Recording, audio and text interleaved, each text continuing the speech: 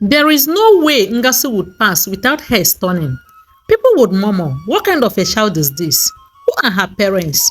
Some insensitive ones would say within her hearing how ugly she was, to the extent they nicknamed her Ugly as a Sin. They would test her, telling her she looked as though she came to the world carrying the sins of her forefathers on her face. Ngasi doesn't feel safe anywhere, even in school. She had cried bitterly one time during school drama when they needed someone to act as a devil, and all her classmates shouted, Ngasi, Ngasi. The role is hers because she doesn't look different from devil. Her class teacher had burst out laughing, and the whole class joined her. Ngasi's heart was ripped apart. She sobbed until her eyes became weak. As she was walking home from school, she could hear some of her classmates gisting their friends from other classes that she would be the one acting the devil in their upcoming school drama. Ngasi prayed that the ground should open and let her in so that she could go to rest and nobody would ever see her again. That was the last time anyone ever saw Ngasi in school. Her parents were not too bothered when she stopped attending school. They had asked her why she wasn't attending anymore, and Ngasi told them how almost everybody in her school made mockery of her for being too ugly. Her parents frowned when they learned the reason why Ngasi stopped going to school. Her father Maazi said he would be going to the school to meet with the school authority, but his wife Uri asked him not to bother, that after all the students were right. Their daughter Ngasi is too ugly that she can pass for a devil. Ngasi was taken aback when her mother said those words. She felt a sharp pain pierce through her soul. She had always known her parents were never proud of her, even though they have never said it to her. They have never prepared for any event or occasion and asked her to dress up and go with them. They preferred to go with her sister and brother and would ask her to stay home and watch over the house in case they have a visitor. Her mother would assign to her every odd work in the house nobody wanted to do. Once someone visited them at home, her mother would ask her to go to her room and stay. Ngasi was treated so different from her siblings that she began to ask herself if truly she came from her family. To go to social gathering or mix up with her age mates was her greatest nightmare. She avoided anything that would bring her legs outside. Looking for Ngasi, the first place to look was her room. Her room was her safe haven. But the little peace she thought she had was disrupted when her younger sister Uju started having suitors. Not long, she settled down with one. That was when her mother started talking, telling her it was never a good thing for a younger sister to marry before the older one, because it doesn't tell well of the older sister. She urged her to start making moves to find a man that would marry her because she wanted her out of the house. Ngasi's problem began. Her mother, Uri, wouldn't let her rest. She used every opportunity to tell her she was tired of seeing her in her house. If she sights Ngasi eating, she will lament how her mates are in their husband's house eating, while she is there with her dragging her little food with her. If she sees Ngasi happy or wearing a smile, she would query her, telling her nothing should feel good at the time other than to be in a husband's house. Ngasi would go to bed crying, asking herself where on earth she would get a man from when she hardly mixes up with people. In the heat of this, Agu showed up in their house and declared his intention to marry Ngasi. When Uri, Ngasi's mother, learnt Agu's intention, she jumped for joy, while Ngasi ran to her room in tears. When Agu left, her parents called her to the sitting room to have a discussion with her. When she joined them, her parents said to her that even though Agu is old enough to be her father and a widower with 2 sons, she should be happy that at least someone considered her marriageable at all. They told her not to look at his age and go ahead to marry him because if she loses the opportunity, they bet if she would ever see someone interested in her ever again. Ngasi cried her eyes out. She watched helplessly as her parents joyfully prepared her marriage to Agu without getting her consent. And each time she thought how her close relatives, age mates and former classmates would laugh at her, she would begin to cry. She couldn't raise her head up to look at people who had come to witness her traditional marriage. She kept praying the whole thing end fast so that she would go and hide away from people's gaze and criticism about everything about her, her look and who she was marrying. At the end of the event, she went home with her old husband Ago and his 2 sons. It was already dark when they got to Ago's house. Agu showed her a little hut and told her the hut was his late wife's house, but none belongs to her.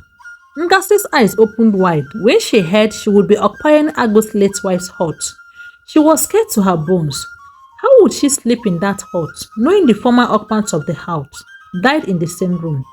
She opened her mouth to say something, but no word was coming out. As if one of Agu's sons read her thoughts, he turned to his father and asked him if she can occupy one room in the main house. But Agu refused and told his son the hut is kept for women. Agu lightened a lamp and gave to her so that she could use and see inside the hut, and left with his two sons to the main house.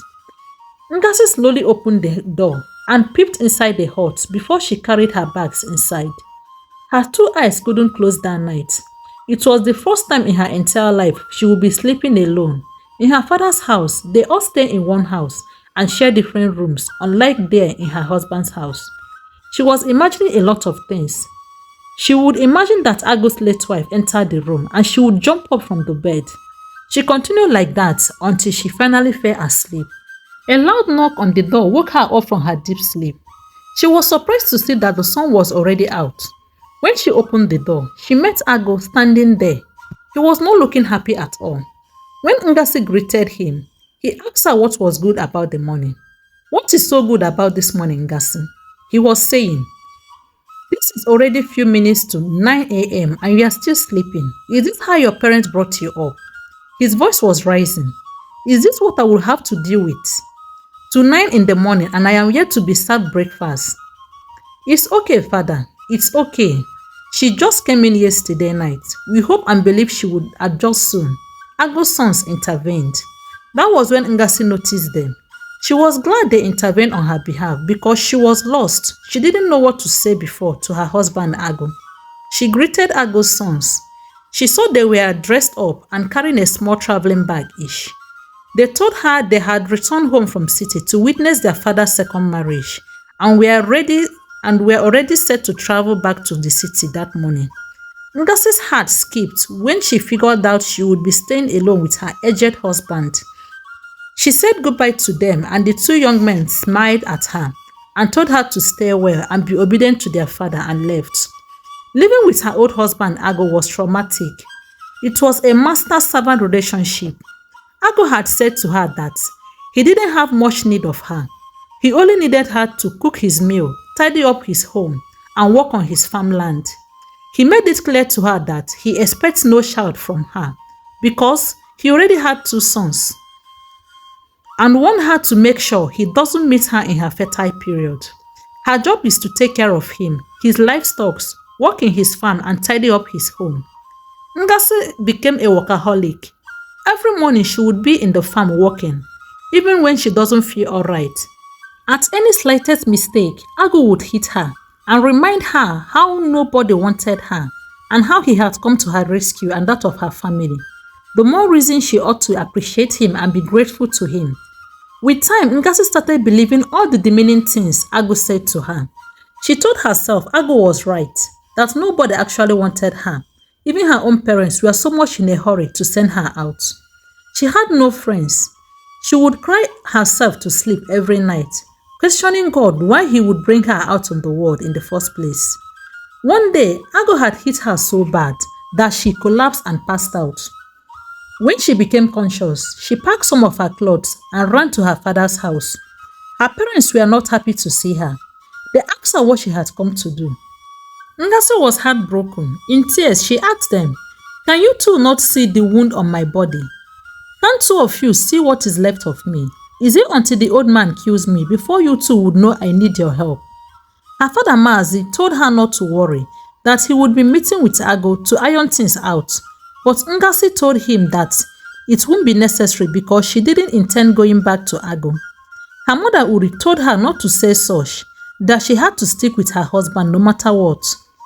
Her parents took her back to Agu in the evening. After a long talk with Agu, they left Ngasi behind and went back home. Her parents' visit didn't make things better. Agu resorted to emotional torture. One sunny Sunday, when Ngasi was in the kitchen cooking, she had a car enter the compound. It was quite unusual. She ran out of the kitchen to know who must have come to their house with a car. It was Nonso, Ago's son, who had come home with a car. Ago ran out of his room to meet his son Nonso. Both father and son hugged each other.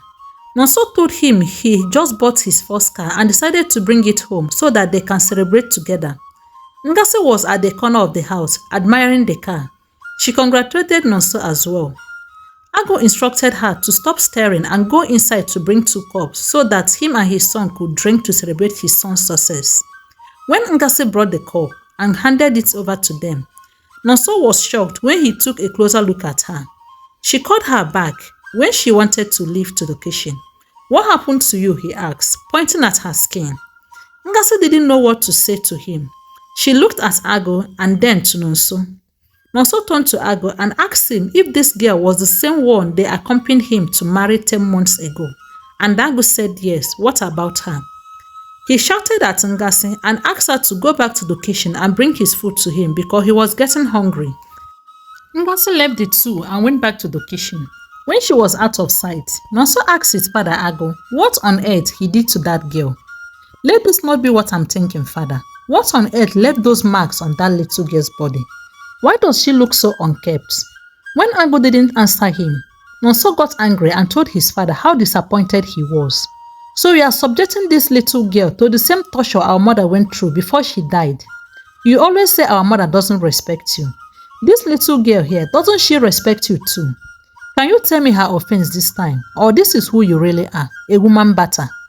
When Ago still didn't say anything, he left him and the drink there and went back and went inside the house. When Ngasi finished cooking, she dished their food, took Ago's own to him, who asked her to cover it up and keep it in his room because he was already running late for his kinsmen meeting. Ngasi did as she was instructed. She took Nonso's own to his room and went back to the kitchen to wash the dishes. She was shocked when she turned and met Nonso standing at the kitchen door carrying his empty plate. She rushed to take the place from him and was already apologizing how sorry she was not to have checked whether he was done with the food. Nonso smiled at her and told her it means nothing him taking his place to the kitchen. He found a wooden chair in the kitchen and sat down, watching Ngasi do the dishes. Ngasi couldn't carry her head up. She was so uncomfortable praying in her head for Nonso to disappear to his room. Nonso told her how wonderful and delicious her meal was. The compliment brightened her mood. She was glad to hear that. She couldn't remember the last time someone ever said something good to her.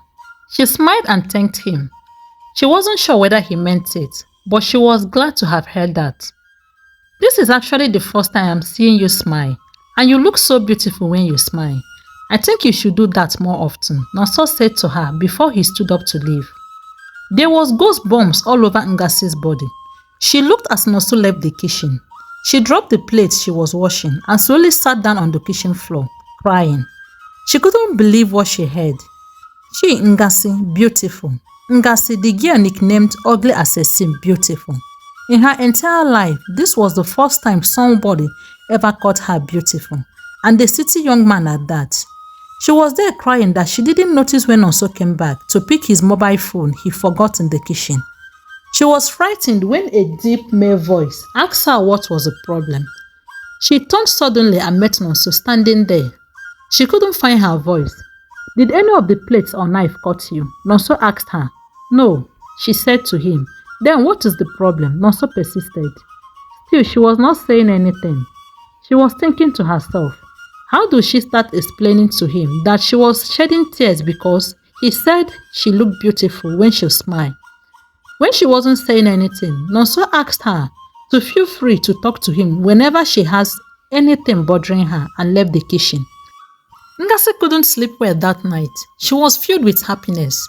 She could hear Nonso's voice in her head, echoing, "You are beautiful when you smile." She would get up from her bed, pick up her small mirror, and would focus the light on her face just to see herself in the mirror. She would smile to see the beauty in her smile. For the first time in her entire life, she admired herself in the mirror. She would say to herself, "I am not that ugly like I thought." She was wondering why she never saw the beauty that was staring back at her in the mirror. The following morning, she woke up before every other person in the house and headed straight to the farm to tend to the crops. Agu later joined her in the farm. When she was through with weeding, she left Agu, who was yet to finish his portion, and went back home to prepare breakfast for the family. When she got home, she was surprised to see Nonso sweeping. She quickly dropped her farming tools and rushed to collect the broom from him. Nonso smiled at her and asked her not to worry. Ngasi was so uncomfortable with Nonso sweeping, but she didn't drag it further. She left him and picked up her farming tools. She dropped on the ground. When she was about leaving, Nonso called her back. She went back to meet him, but for some reason, she couldn't look at him in the face. "Why are you not attending school?" Nonso asked her. His question brought her wandering mind back. "Oh, school." She stammered. She didn't know what to say to him. "Don't you like to be in school?" Nonso continued. "I would have loved to, but I won't be attending anymore," Ngasi said. "Why?" Nonso persisted. Ngasi thought for a while before she told him. Because she was married to his father, and married women do not attend school. "Oh, I see," Nonso said. "Then why did you choose to drop out of school and got married to my father?" Nonso was curious to know. It was at this point that Ngasi started crying. In tears, she told Nonso how nobody wanted her because she was ugly, and how his father Ago was the only man that came looking for her in her father's house, and her parents seized the opportunity to push her out of the house. She went further to narrate to Nonso how she on her own decided to stop schooling because everyone in the school called her ugly. Nonso was quiet all the while and listened attentively and grabbing every point she dropped. He was feeling so sorry for her and asked her to wipe her tears. He held her two hands, locking eyes with her, told her she would resume school again, that married women do go to school even in the city where he resides. "Look at me," Nonso was saying to her.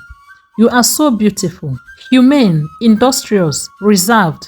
There are great qualities that are lacking in so many people out there.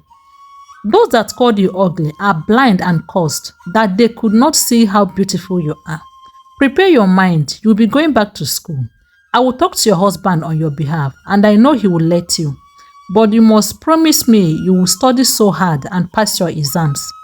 "Do I have your words on this?" Nonso asked her. "Yes, I will study and read my books," Ngasi assured him. That same day in the evening, Nonso went to his father's room and pleaded with him to let his wife Ngasi go back to school instead of spending her entire life working on his farm. After a long discussion and persuasion from Nonso, Ago agreed, but told his son he had got no money to spend on Ngasi's education. Nonso told him not to worry, that he would take care of her education. Nonso was set to travel back to the city after his short stay in the village. When he was entering his car to drive off, his father Ago called after him, telling him to start making preparation to settle down so that he could see his grandchildren. Nonso had laughed and told him marriage was already on his mind before he left. When Nonso left, the house became dull like it used to be before. Ngasi missed him so much, and for some reasons she couldn't explain why she felt jealous when Ago was telling his son to find a woman and settle down. She had started school just like Nonso promised. She was trying her best to study in order not to disappoint Nonso. She had become a social person and had friends. It's been a year plus since Nonso visited home, and Ngasi still couldn't get him out of her mind. She would be thinking where he was and what he was doing. If he had found a wife. Her husband Ago wasn't getting any younger. From one sickness to another. When his health got worse, he sent message to his sons to visit home. His sons left their businesses in the city and came back home to see their aged father, Ago. It was a kind of family reunion. They were all happy to see each other. Ngasi couldn't hide her excitement when Nonso drove home. He left what she was doing and ran to meet him. Ago had smiled when he saw the two. Nonso was happy when he learned Ngasi was doing so well in school and was about to sit for her senior secondary school exam. The two brothers spent nearly 2 weeks with their father before they decided to travel back to their base. Night before their departure, Ago called everyone together. After praying for his sons and giving them some piece of advice, he turned to Nonso and said to him, "Ngasi here is such a wonderful woman, A type of woman any man would pray to his ancestors to stand his way. I know you like her, Nonso. I could see it in your eyes. Agu stared and smiled, and Nonso and his brother laughed. Agu continued, whenever I leave to join my ancestors, do not leave her behind. Take her with you anywhere you go. Take care of her, make her your wife and mother of your children. Nonso nodded his head and smiled at Ngasi. The following day, Nonso and his brother left. 4 months after, they were called back home to bury their father Agu. After the burial, Nonso married his father's wife Ngasi and took her with him to the city, where Ngasi continued her studies and later became a barrister. And the two lovebirds continued to love each other, and we are grateful to God for the 4 children He blessed them with. The outstanding moral lesson from this story is the need to embrace oneself, love oneself, and know that each one of us here is unique in our own way, and there's no other person in the world like you. You are enough and have got what you need. More importantly, the words we say to others go deeper than we thought. Be kind with your words. What other moral lesson did you grab from this story? Share with us in the comment section. And please do subscribe to this channel for other amazing stories. Don't forget to like the video as well. And thank you so much for your time and support. Bye.